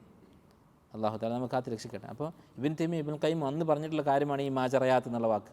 അതാണ് ഈ ലഗ്വ് എന്ന് പറയുന്നത്. അപ്പോൾ ഇങ്ങനെയുള്ള സംസാരം അത് ഒഴിവാക്കുന്നത് സ്വർഗത്തിൽ അനുഭവിക്കാനിരിക്കുന്നൊരു സുഖമാണ്. അതിൻ്റെ ഒരു അംശം നമുക്ക് ദുനിയാവിൽ അനുഭവിക്കാൻ പറ്റും. ഇത് എത്ര കണ്ട് കുറക്കുന്നുവോ അത്രയും. അതുപോലെ ഈ ആയത്തുകളിൽ നിന്ന് മനസ്സിലാക്കാവുന്ന മറ്റൊരു കാര്യമാണ്, സ്വർഗത്തെക്കുറിച്ചൊക്കെ വർണ്ണിച്ചതിന് ശേഷം അല്ലാഹു തആല അവസാനിപ്പിച്ചത് ജസാഅ മിൻ റബ്ബിക എന്ന് പറഞ്ഞിട്ടാണ്. റബ്ബിൽ നിന്നുള്ള പ്രതിഫലമാണ്. അപ്പോൾ എന്ത് മനസ്സിലാക്കാം? പ്രതിഫലം എന്ന് പറഞ്ഞാൽ അതിൻ്റെ പിന്നിൽ ഒരു അമലുണ്ടാകും. ഒരു കാര്യം ചെയ്തിട്ട് അതിന് പകരം കൊടുക്കുന്നതിനാണല്ലോ പ്രതിഫലം എന്ന് പറയും. അപ്പോൾ സ്വർഗത്തെക്കുറിച്ച് വർണ്ണിക്കുന്നതൊന്നും വെറുതെ കേട്ട് രസിക്കാൻ വേണ്ടിയല്ല. ഇപ്പോൾ ഹൂർലീനുണ്ട്, ഹൂർലീൻ ഇങ്ങനെ ആയിരിക്കും ഇങ്ങനെ ആയിരിക്കും എന്ന് കേട്ട് രസിക്കാനല്ല, നേരെ മറിച്ച് അമൽ ചെയ്യാൻ വേണ്ടിയാണ്. അപ്പോൾ എവിടെ സ്വർഗത്തെക്കുറിച്ച് കേൾക്കുന്നുണ്ടോ അപ്പോൾ നമ്മുടെ അമൽ വർദ്ധിപ്പിക്കാൻ ശ്രമിക്കുക. ഈ സ്വർഗത്തിലേക്കാണ് നമുക്ക് പോകേണ്ടത് എന്ന് ഓർക്കുക. അതുപോലെ അവസാനമായി ഈ സൂറത്തിൽ നിന്ന് മനസ്സിലാക്കാവുന്ന മറ്റൊരു കാര്യം, അവസാനത്തെ ആയത്തിൽ പറഞ്ഞാൽ നോക്കൂ, കാഫറുകളെക്കുറിച്ച് അവർ പരലോകത്ത് വെച്ചാണ് അവരുടെ അമലുകളെക്കുറിച്ച് ചിന്തിക്കുക. അവർ അവിടെ വെച്ച് പറയും ഞാൻ മണ്ണായിരുന്നെങ്കിൽ എന്ന് പറഞ്ഞതിൻ്റെ ഉദ്ദേശം രണ്ടഭിപ്രായങ്ങൾ മുഫസ്സിരിങ്ങൾ പറഞ്ഞിട്ടുണ്ട്. ഒന്ന്, ഒരു മനുഷ്യനായി ജനിക്കാതെ ഒരു നിർജീവ വസ്തുവായിരുന്നെങ്കിൽ ഈ ഹിസാബ് ഉണ്ടാവുകയില്ലല്ലോ. രണ്ടാമത്തെ അഭിപ്രായം, പരലോകത്ത് വെച്ച് മൃഗങ്ങളെ ഒരുമിച്ച് കൂട്ടുകയും കന്നുകാലികളെയൊക്കെ ഒരുമിച്ച് കൂട്ടിയിട്ട് അവരുടെ ഇടയിൽ സംഭവിച്ചിട്ടുള്ള ദുൽമിന് പകരം പ്രതികാരം ചെയ്യിപ്പിച്ചിട്ട് അള്ളാഹുവരോട് കൂനു തുറാബ എന്ന് പറയും, മണ്ണായി പോവുക എന്ന് പറയും. അത് കാണുമ്പോൾ ഇതുപോലെ ആ കന്നുകാലികളുടെ കൂടെ മണ്ണായി പോയിരുന്നെങ്കിൽ എന്ന് ആഗ്രഹിക്കും എന്നാണ് എന്നും പറയപ്പെട്ടിട്ടുണ്ട്. രണ്ടായാലും കാഫറിൻ്റെ വിശേഷണമാണെന്ത്, എല്ലാം കഴിഞ്ഞിട്ട് അവസാനം പരലോകത്ത് എത്തിയതിനു ശേഷം സ്വന്തം അമലുകളെക്കുറിച്ച് ചിന്തിക്കുക. ഇതിൻ്റെ നേരെ വിപരീതമാണ് ഒരു മുഅ്മിൻ, ഒരു മുസ്ലിം ആവേണ്ടത്. നബി സല്ലല്ലാഹു അലൈഹി വസല്ലമ പറഞ്ഞു, അൽ കയ്യിസ്, ഏറ്റവും വലിയ ബുദ്ധിമാൻ എന്ന് പറയുന്നത്, ശരിക്കും ബുദ്ധിയുള്ളവൻ എന്ന് പറയുന്നത്, മൻ ദാന നഫ്സഹു, സ്വന്തം നഫ്സിനെ വിചാരണ ചെയ്തവനാണ്, സ്വന്തം അമലുകൾ എപ്പോഴും പരിശോധിക്കുന്നവനാണ് ബുദ്ധിമാൻ എന്ന് പറയുന്നത്. വഅമില ലിമാ ബഅദൽ മൗത്ത്, മരണാനന്തര ജീവിതത്തിന് വേണ്ടി അധ്വാനിക്കുകയും ചെയ്തു. സ്വാഭാവികമായിട്ടും അധ്വാനിക്കും. സ്വന്തം അമലുകളെക്കുറിച്ച് ചിന്തിച്ചാൽ ആ അമലിലുള്ള പോരായ്മകൾ തിരുത്താൻ അവന് തോന്നും. അതാണ് ബുദ്ധിമാൻ എന്ന് പറയുന്നത്. അപ്പോൾ ഈ ഒരു സ്വഭാവം, കാഫിറിൻ്റെ സ്വഭാവം നമുക്കുണ്ടാവാതിരിക്കാനും അൽ കയ്യിസ് എന്ന് നബി സല്ലല്ലാഹു അലൈഹി വസല്ലം പുകഴ്ത്തി പറഞ്ഞ സ്വഭാവം ഉണ്ടാവാനും നമ്മൾ പരിശ്രമിക്കുക. അല്ലാഹു തആല കൽപ്പിച്ചിട്ടുള്ളതാണ്, യാ അയ്യുഹല്ലദീന ആമനു ഇത്തഖുല്ലാഹ വൽതൻദുർ നഫ്സുൻ മാ ഖദ്ദമത് ലിഗദ്, നാളേക്ക് വേണ്ടി എന്താണ് നിങ്ങൾ സമ്പാദിക്കുന്നത്, ഒരുക്കുന്നത്, സ്വർഗത്തിലേക്ക് പോകാൻ എന്താണ് ചെയ്തുകൊണ്ടിരിക്കുന്നത് എന്ന് നിങ്ങൾ പരിശോധിക്കുക. വത്തഖുല്ലാഹ ഇന്നല്ലാഹ ഖബീറും ബിമാ തഅമലൂൻ. ഇത്രയുമാണ് സൂറത്തുൻ നബയിൻ്റെ തഫ്സീർ എന്ന് പറഞ്ഞാൽ ഒരിക്കലും തീരൂല. നിങ്ങൾ സൂറത്തുൻ നബയിൻ്റെ തഫ്സീർ വേറെ എവിടെയെങ്കിലും ഒരു ക്ലാസ്സിൽ കേട്ടാൽ അത് വളരെ പുതുമയുള്ള കാര്യങ്ങൾ നിങ്ങൾക്ക് കേൾക്കാൻ പറ്റും. അല്ലെങ്കിൽ തഫ്സീർ വായിച്ചാൽ, തഫ്സീറിൻ്റെ ഒരു ക്ലാസ് എടുക്കുക എന്ന് പറഞ്ഞാൽ ഏറ്റവും വലിയ വെല്ലുവിളി എന്തൊക്കെ ഒഴിവാക്കണമെന്നുള്ളതാണ്. കാരണം അത്രയും തഫ്സീറുകളുണ്ട്. അപ്പോൾ അതുകൊണ്ട് ഇതോടുകൂടി സൂറത്തുൻ നബ നമ്മൾ പഠിച്ചു കഴിഞ്ഞു എന്നർത്ഥമില്ല എന്ന് പറയാൻ വേണ്ടിയാണ് ഞാൻ പറഞ്ഞത്. വലിയ വലിയ പണ്ഡിതന്മാർ ഖുർആനല്ലാത്ത മറ്റ് പല ഇൽമുകളിലും ആഴത്തിൽ പഠനം നടത്തിയിട്ടുള്ള പണ്ഡിതന്മാർ, അവർ തഫ്സീറുകൾ എഴുതിയിട്ട് തീർന്നിട്ടില്ല. അവർക്ക് അവരുടെ ആ അതാത് ഇൽമുകൾ അത് ഖുർആനിൽ ഒരു കടൽ പോലെ കിടക്കുന്നതായിട്ടാണ് അനുഭവപ്പെട്ടിട്ടുള്ളത്. ഉദാഹരണത്തിന് ഇമാം ഖുർത്തുബി റഹ്മഹുല്ല, അദ്ദേഹം വലിയ ഫഖീഹാണ്, ഫഖീൽ ആഴത്തിൽ ഗവേഷണം നടത്തിയിട്ടുള്ള ആളാണ്. അദ്ദേഹം പറയുന്നത്, ഞാൻ തഫ്സീർ എഴുതാൻ പോയപ്പോൾ എൻ്റെ ജീവിതം മുഴുവനും തഫ്സീറിന് വേണ്ടി മാറ്റിവെക്കാൻ തീരുമാനിച്ചു, ഖുർആനിന് വേണ്ടി മാറ്റിവെക്കാൻ തീരുമാനിച്ചു. കാരണം അദ്ദേഹം പഠിച്ച ഫിഖ് അത് ഖുർആനിൽ നിന്ന് അദ്ദേഹത്തിന് കിട്ടാൻ തുടങ്ങി. അദ്ദേഹം പഠിച്ച മസലകളൊക്കെ ഖുർആനിൽ കാണാൻ തുടങ്ങി. അങ്ങനെ അദ്ദേഹം തഫ്സീർ ഫിഖ് അടിസ്ഥാനമാക്കിയിട്ടാണ് തഫ്സീർ എഴുതുന്നത്. അദ്ദേഹത്തിൻ്റെ തഫ്സീർ മുഴുവൻ ഫിഖാണ്. അതുപോലെ ഭാഷാ പണ്ഡിതന്മാർ, അബു ഹയ്യാൻ റഹിമഹുല്ല വലിയ ഭാഷാ പണ്ഡിതനാണ്. ഏറ്റവും വലിയ നഹ്വിൻ്റെ കിതാബ് എഴുതിയിട്ടുള്ള ആളാണ് അബു ഹയ്യാൻ അൽ അന്ദലുസി റഹിമഹുല്ല. അദ്ദേഹം തഫ്സീർ എഴുതി. കാരണം അദ്ദേഹത്തിന് ഖുറാനിൽ ഭാഷാ നിയമങ്ങൾ ധാരാളം കാണാൻ സാധിച്ചു. അദ്ദേഹം പഠിച്ച കിതാബുകളെക്കാളും ഭംഗിയായി ഭാഷയിലെ നിയമങ്ങൾ ഖുറാനിൽ അല്ലാഹു ഉൾക്കൊള്ളിച്ചിട്ടുള്ളത് കാണാൻ സാധിച്ചു. അതുപോലെ പല ഇൽമുകളും പഠിച്ച ആളുകൾക്ക് തഫ്സീറുകൾ എഴുതിയപ്പോൾ അവരുടെ ഇൽമ്, അവർ പ്രത്യേകം പഠിച്ചിട്ടുള്ള വിഷയങ്ങൾ വളരെ ഭംഗിയായി ഖുറാനിൽ കാണാൻ സാധിച്ചിട്ടുണ്ട്. അതുകൊണ്ട് തന്നെ ഇങ്ങനെയുള്ള പലതരത്തിലുള്ള തഫ്സീറുകളുണ്ട്. അതൊക്കെ വായിക്കാൻ തുടങ്ങിയാൽ തീരാത്ത അത്രയുമുണ്ട്. ഏതായാലും ചുരുങ്ങിയ രൂപത്തിലുള്ള ആശയങ്ങളാണ് നമ്മൾ വിശദീകരിച്ചിട്ടുള്ളത്. സാധിക്കുന്ന തഫ്സീറുകൾ വായിക്കുക, തഫ്സീറിൻ്റെ ക്ലാസ്സുകൾ കേൾക്കുക. എത്രത്തോളം നമ്മൾ വായിക്കുന്നുണ്ടോ അതിനനുസരിച്ച് ഖുർആനോട് നമുക്ക് അടുപ്പമുണ്ടാകും.